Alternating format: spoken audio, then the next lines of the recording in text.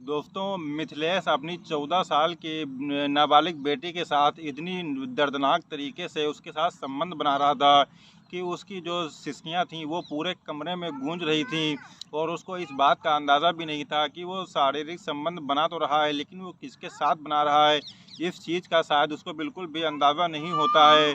और चूंकि नैना जो होती है उसकी बेटी, वो भी अपने पिता का बहुत ही भरपूर साथ दे रही थी और शुरू-शुरू में तो उसको बहुत ही ज़्यादा मज़ा आता है, लेकिन उसके बाद जब उसकी सिसकियाँ निकलना चालू होती हैं, तो पूरे कमरे में गूंजती हैं और इस तरीके से गूंजती हैं कि जो है एक तकरीबन जो है 1 साल के बाद जो है उन लोगों के साथ में कुछ ऐसा होता है कि जिसको सुन कर के आप लोगों के भी रोंगटे खड़े हो जाएँगे और आप भी ये सोचने पर मजबूर हो जाओगे कि आखिर जो है इन लोगों के साथ जो है ऐसा क्या हुआ है। दोस्तों, बने रहिएगा अंत तक हमारे साथ इस कहानी में। अस्सलाम वालेकुम, नमस्कार दोस्तों, मैं शादाब खान। दोस्तों, अगर आप हमारे चैनल पर नए हैं तो वही एक रिक्वेस्ट है कि आप हमारे चैनल को सब्सक्राइब कर लीजिएगा और कहानी अच्छी लगे तो लाइक कीजिएगा, कमेंट बॉक्स में अपनी राय ज़रूर रखिएगा। दोस्तों, देर ना करते हुए इस कहानी की तरफ चलते हैं। ये कहानी दोस्तों है गुजरात की। गुजरात में एक बहुत ही छोटा सा परिवार था जिसमें एक पति और पत्नी और 2 बच्चे थे, जिसमें एक 8 साल का लड़का था और एक 6 साल की लड़की थी। वो पिता का नाम जो है मिथिलेश था। मिथिलेश अपनी बीवी और बच्चों के साथ में बहुत ही अच्छी तरीके से सर्वगुण संपन्न परिवार था। बहुत ही अच्छी तरीके से उसकी ज़िंदगी कट रही थी। यूँ कह लीजिए कि उसका जो है एक दूध डेयरी का जो है घर ही पर कारोबार था और बहुत अच्छा खासा उससे पैसा भी आता था, मुनाफा भी अच्छा खासा होता था। उन लोगों की ज़िंदगी में कोई दिक्कत नहीं थी, कोई परेशानी नहीं थी। उसके बावजूद जो है केवल एक ही दिक्कत थी कि उन जो दोनों मियाँ बीवी थे उनके अंदर जो है अक्सर लड़ाई झगड़े देखे जाते थे। वो लड़ाई झगड़े होने का मकसद सिर्फ यही था कि रात में जब मिथिलेश अपनी बीवी के साथ में सोता था तो वो उसके साथ जब शारीरिक संबंध एक बार बना लेता था, उसके बाद भी उसका मन क्या करता था कि वो अपनी बीवी के साथ लगातार कई बार संबंध बनाए। लेकिन उसकी जो बीवी होती है वो इस चीज़ से साफ साफ इनकार कर देती है और उसको ये बिल्कुल भी अच्छा नहीं लगता है कि हमारा पति हमारे साथ पूरी रात में कई बार संबंध बनाए। इस चीज़ से वो बहुत ही ज़्यादा परेशान हो जाती है और इस चीज़ को लेकर के उसका अपने पति से कई बार झगड़ा भी हो जाता है और यहाँ तक कि झगड़ा जो है इतना ज़्यादा बढ़ जाता है कि गाली गलौज तक बात आ जाती है। और एक दिन तो ऐसा होता है कि उसकी बीवी जो होती है वो इतना ज़्यादा गुस्सा हो जाती है कि अपने दोनों बच्चों को लेकर के वो डायरेक्टली अपने मायके चली जाती है और मायके जाने से पहले ही वो अपने पति से कहती है कि हम तुम्हारी शक्ल तक देखना गवारा नहीं करते हैं और तुमसे अब दूर ही रहना हमारे लिए ठीक है। हम तुमसे डायरेक्टली तलाक चाहते हैं और तुम्हारे पास रहना बिल्कुल भी नहीं चाहते हैं। ये कहकर दोस्तों वो अपने मायके चली जाती है। इस तरीके से जो मिथिलेश था वो बहुत ही अकेला पड़ जाता है क्योंकि उसकी जो शारीरिक इच्छाएं थीं वो बिल्कुल भी पूरी नहीं हो पा रही थी। अब वो धीरे धीरे बहुत ही ज़्यादा परेशान होने लगता है कि आखिर उसकी जो शारीरिक इच्छाएं हैं वो किस तरीके से पूरी हो सके। इसी तरीके से जो है तकरीबन 6 महीने का समय गुजर जाता है और इन 6 महीनों में वो अपने ससुराल में अपनी बीवी को मनाने के लिए तकरीबन 2 बार जाता है। अपनी बीवी को मनाता है, सोचता है कि किसी भी तरीके से वो अपनी बीवी को वापस ला सके, इसलिए वो 2 बार 6 महीने में जाता है। लेकिन उसकी बीवी तो जैसे मान के चलिए कि वो बिल्कुल जो है सोच के बैठी थी कि हमको इस आदमी के साथ कभी जाना ही नहीं है और इससे सिर्फ़ और सिर्फ हमें तलाक चाहिए, तो वो साफ साफ इनकार कर देती है। तो इसके बाद जब मिथिलेश हार जाता है तो हार कर बैठ जाता है और वो ये अपने मन में सोच लेता है कि अब ये बीवी हमारी जो है बिल्कुल भी नहीं आएगी। इससे वो बहुत अकेला वैसे भी रहता था, घर उसको जो है काटने को दौड़ता था। वो बहुत ही ज़्यादा परेशान हो जाता है। दोस्तों, एक दिन क्या होता है कि वो अपने एक दोस्त से कहता है कि हमारी बीवी ने हमारा साथ छोड़ दिया है और वो हमारे साथ अब बिल्कुल भी रहना नहीं चाहती है। तो आप एक काम कीजिए कि कोई अगर लड़की या कोई औरत कोई ऐसी विधवा हो जो हमसे शादी करना चाहती हो, हमारे लायक हो, तो हमारी शादी उससे करवा दीजिए। तो दोस्तों, जो उसका दोस्त होता है वो कहता है कि ठीक है, हमें 1 महीने का मौका दे दीजिए और इसी 1 महीने में हम आपकी शादी ज़रूर करवा देंगे। वो दोस्तों 1 महीने का मौका ले करके उस लड़की की तलाश करने लगता है। इसी दौरान उसको एक विधवा महिला मिलती है जिसके पति का एक एक्सीडेंट में मौत हो जाती है और उसके साथ में एक 12 साल की लड़की भी थी जो उसी के साथ में रहा करती थी। तो वो उससे बात करता है। बात करने के बाद वो मिथिलेश के पास आता है और मिथिलेश से कहता है कि यार जो है हमने जो तुमसे वादा किया था उस वादे को हमने पूरा कर दिया है और एक औरत मिली है जो विधवा है, उसके पति का एक्सीडेंट में जो है देहांत हो गया है और उसके एक 12 साल की लड़की है, वो नैना उसका नाम है, वो भी उसके साथ में ही रहती है। तो वो कहता है कि ठीक है, इसमें कोई दिक्कत की बात नहीं है, हम इस चीज़ से राज़ी हैं और उस औरत से हम शादी कर लेंगे। उसके बाद दोनों का मेल मिलाप करवाया जाता है।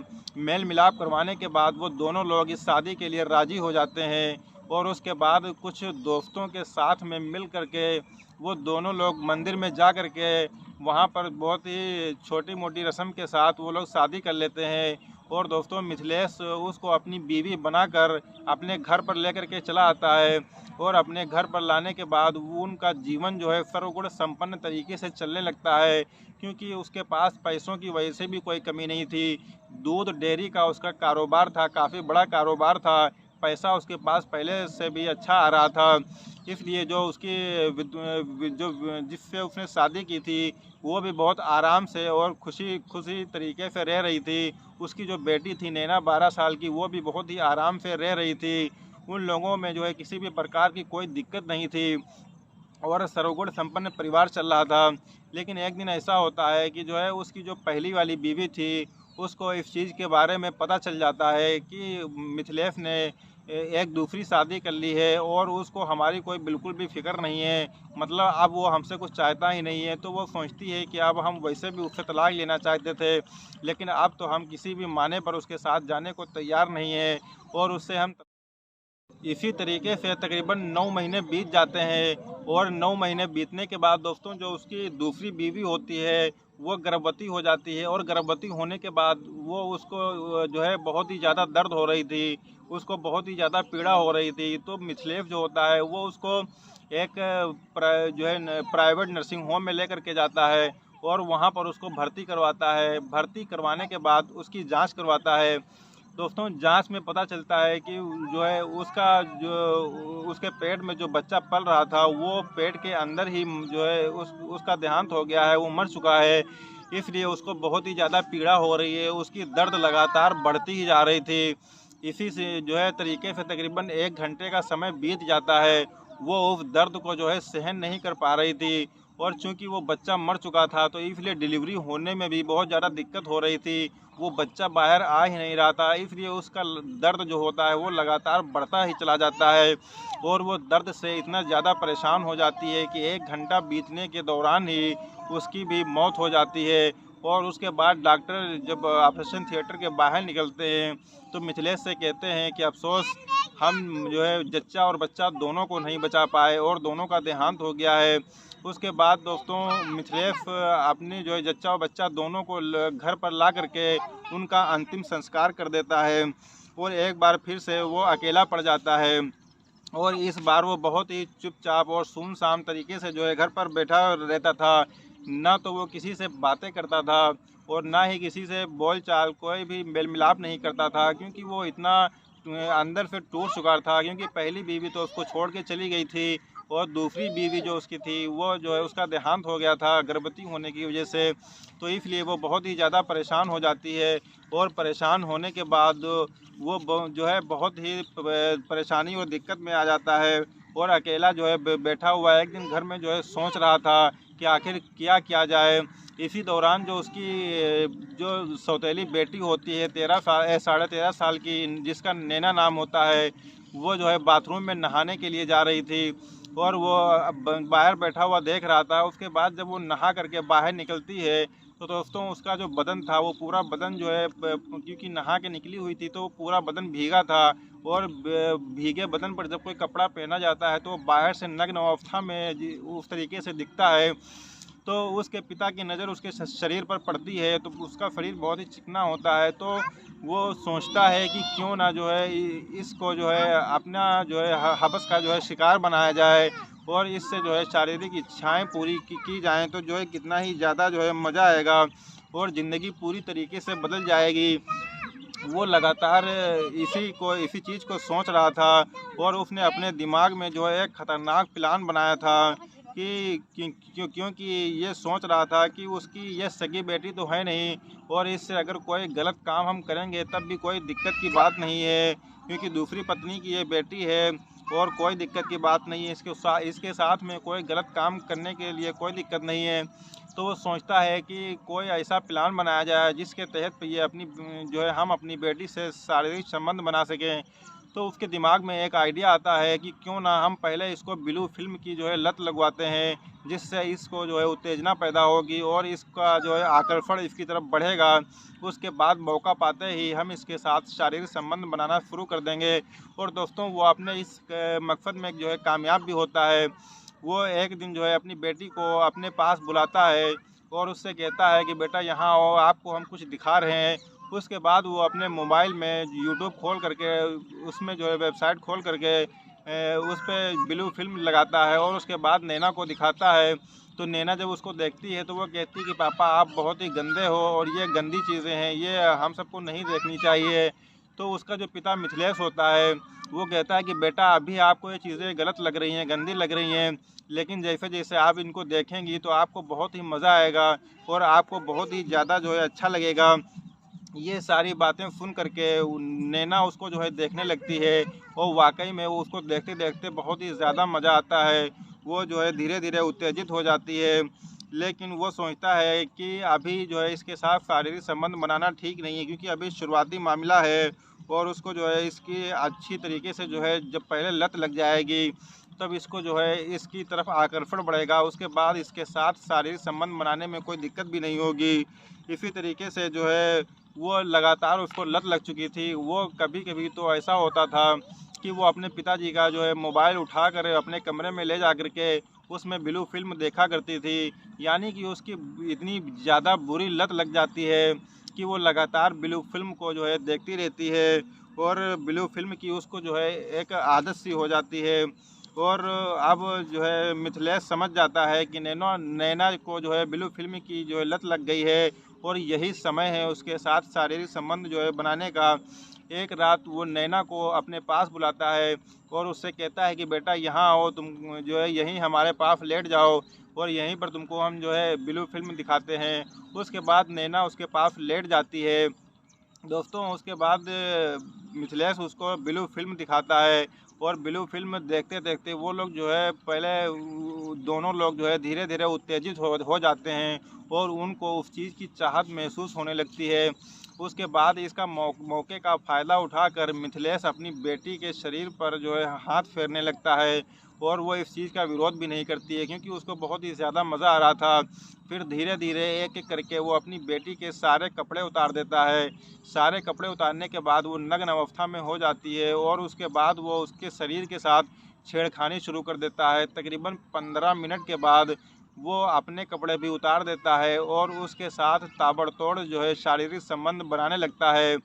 और नैना भी जो है उसका भरपूर साथ दे रही थी। पहले पहले शुरू में उसको जो है मज़ा नहीं आ रहा था, क्योंकि उसके साथ पहली बार ऐसा हो रहा था तो उसको बहुत ही ज़्यादा दर्द होता है। लेकिन जैसे जैसे दर्द जो है ख़त्म हो रहा था उसको बहुत ही ज़्यादा मज़ा आ रहा था, क्योंकि उसने ब्लू फिल्म में पहले से ही देख रखा था कि इसमें कितना ज़्यादा मज़ा आता है और कितना अच्छा लगता है। तो यही सब सारी चीज़ें जो है उसके दिमाग में भरी होती हैं और उसको जो है लगातार ये सब चीज़ें जो है करने में बहुत ही ज़्यादा मज़ा आ रहा था।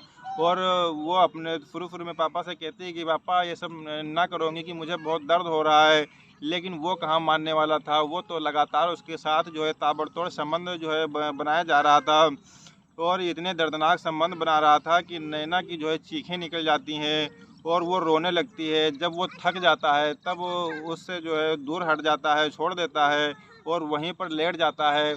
दोनों वहीं पर सो जाते हैं। दोस्तों फिर जब अगला दिन होता है, फिर शाम होती है, फिर शाम को वो उसके साथ यही करता है, ब्लू फिल्म दिखा करके उसके साथ जो है शारीरिक संबंध बनाता है और इस तरीके से दोनों लोग बहुत ही अच्छी तरीके से एंजॉय कर रहे थे और मामला जो है आगे बढ़ता चला जाता है। वो भी अपने पिता का भरपूर साथ दे रही थी और दोनों की सिसकियां रूम में जो है लगातार गूंज रही थी। लगातार वो संबंध बनाया जा रहा था। धीरे धीरे इन दोनों का जो है रोज़ का यही सिलसिला हो गया था, रोज़ का यही का काम हो गया था और इसी तरीके से संबंध बनाते बनाते तकरीबन 8 महीने का वक्त बीत जाता है। और एक दिन जो है एक दिन नैना अपने आंगन में बैठी हुई थी, उसके पिताजी घर पर नहीं थे। तभी कुछ औरतों की नज़र नैना के पेट पर पड़ती है, तो वो जब उसको देखती हैं तो वो तुरंत समझ जाती हैं और वो उसके घर पर जाती हैं। घर पर जाने के बाद उसका जब पेट देखती हैं तो उसको वो लोग तुरंत समझने में देरी नहीं करती हैं और उसको ले जा कर के एक पास के ही नर्सिंग होम में उसका चेकअप करवाती हैं।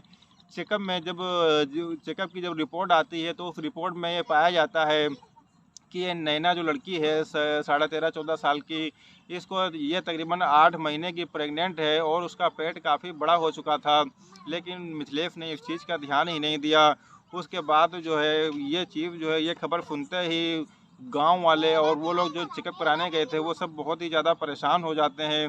गांव वालों को यह चीज़ सुन करके उनके रोंगटे खड़े हो जाते हैं और पास में ही में एक व्यक्ति था जो तुरंत पुलिस को फ़ोन कर देता है, क्योंकि वो पॉक्सो एक्ट का जो है मामला था, नाबालिग लड़की का मामला था। पुलिस जो है खबर सुनते ही तुरंत मौके पर पहुंचती है और लड़की को अपने कब्ज़े में ले लेती है, उससे पूछताछ करती है और उससे पूछती है कि बेटा आपके साथ ये काम किसी ने ज़बरदस्ती किया है या आपने अपनी मर्ज़ी से ये काम किया है। तो शुरू में दोस्तों वो जो नैना होती है वो हिचकिचाती है, लेकिन उसके बाद में जैसे जैसे उससे प्यार करके जो है प्यार लाड करके उससे पूछा जाता है, वो पूरे जवाब जो है सही कहानी बता देती है। पुलिस जब यह बात सुनती है और पूरा गांव जब यह बात सुनता है तो वो सुन करके हैरान रह जाता है। उनके पैरों के नीचे से जो है ज़मीन खिसक जाती है कि और जो है वो तुरंत जो है पुलिस तुरंत मिथिलेश को गिरफ्तार कर लेते हैं।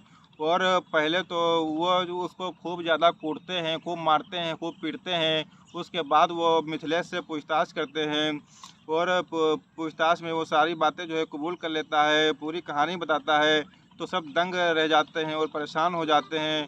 और जब इसके बारे में सोशल मीडिया पर खबरें जो है फैलने लगती हैं, जब इसके बारे में लोगों को पता चलता है तो लोग ये बात सोचने पर मजबूर हो जाते हैं कि आखिरकार कोई अपनी बेटी के साथ जो है ऐसा रिश्ता कैसे कायम कर सकता है, क्योंकि उसने ना कि जो है एक बाप और बेटी की रिश्तों की मर्यादा को जो है ख़त्म किया है, बल्कि उसके साथ नाजायज़ संबंध भी बनाए हैं और वो नाबालिग लड़की थी, उसने रिश्तों को शर्मसार कर दिया है। लोग परेशान थे।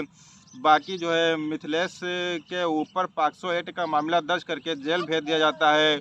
उसको उम्र कैद की सज़ा हो जाती है। तो अब यह अपने गुनाहों की सज़ा जो है जेल में भुगत रहा है। अब वो अपने गुनाहों की सज़ा जेल में भुगत रहा है। मिथिलेश ने अपनी सौतेली बेटी के साथ गलत काम किया था और वो ये जो है लोगों को शर्मसार करने वाला था या समाज में जो है गलत मैसेज देने वाला था। दोस्तों ये कहानी का अंत जो है यहीं पर होता है। तो ये कहानी आप लोगों को कैसी लगी? अगर आपको कहानी अच्छी लगी तो प्लीज़ लाइक कीजिएगा और कमेंट बॉक्स में अपनी राय ज़रूर लिखिएगा। दोस्तों इस कहानी को सुनाने का उद्देश्य किसी की भावनाओं को आहत करना नहीं है, किसी को ठेस पहुंचाना नहीं है, बल्कि समाज में घटित हो रही घटनाओं से सिर्फ आपको अवगत कराना है, ताकि आप अपने परिवार को, अपने घर वालों को सुरक्षित रख सकें। दोस्तों मिलते हैं एक नए दिन एक नई कहानी के साथ, तब तक के लिए सब